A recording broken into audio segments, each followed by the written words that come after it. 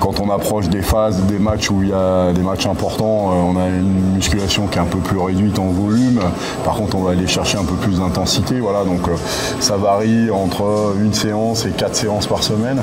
Ça fait vraiment partie du mode de préparation de joueurs de rugby. Alors après, on l'adapte aussi aux exigences des positions des joueurs. C'est sûr qu'un 3 carrel où on va privilégier plus la vitesse, on ne va pas lui demander d'avoir les mêmes efforts qu'un pilier qui va pousser très fort en mêlée. Donc voilà, c'est aussi assez adapté avec des profils de joueurs qui sont très très différents.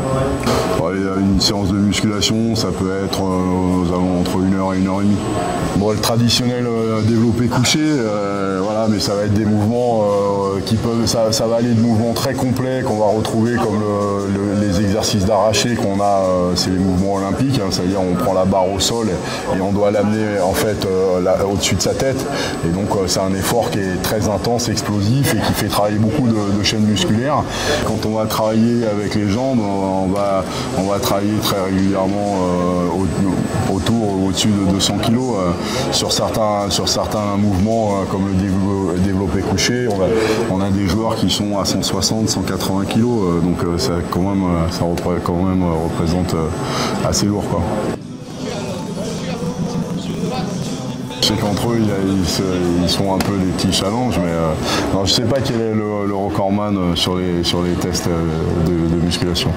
Après, l'objectif, c'est pas non plus d'aller chercher des performances extraordinaires. Ce qu'on veut, nous, c'est malgré tout des joueurs qui soient capables de courir sur le terrain, qui sont souples, qui sont aussi très bons techniquement. Donc, il ne faut pas non plus aller chercher à tout prix de la masse musculaire, parce qu'on est quand même un sport de mouvement. Donc, on a besoin d'avoir des gens qui soient capables de le faire. Oui, il y a eu une réelle évolution, surtout avec le passage du rugby professionnel, même si à l'époque, dans le début des années 90, nombre de joueurs commençaient déjà à avoir des séances d'entraînement, de musculation particulières. Après, je crois que ce qui a vraiment changé, c'est le nombre, c'est comment elles sont planifiées. Et donc, voilà, on a des joueurs maintenant qui deviennent vraiment des spécialistes là-dessus. Et donc, on a la musculation qui est passée d'une musculation de volume et de vouloir faire des joueurs qui soient très très costauds à une musculation maintenant qui est beaucoup plus fonctionnelle, beaucoup plus basée sur l'explosivité. Et ça, c'est, je crois, vraiment intéressant.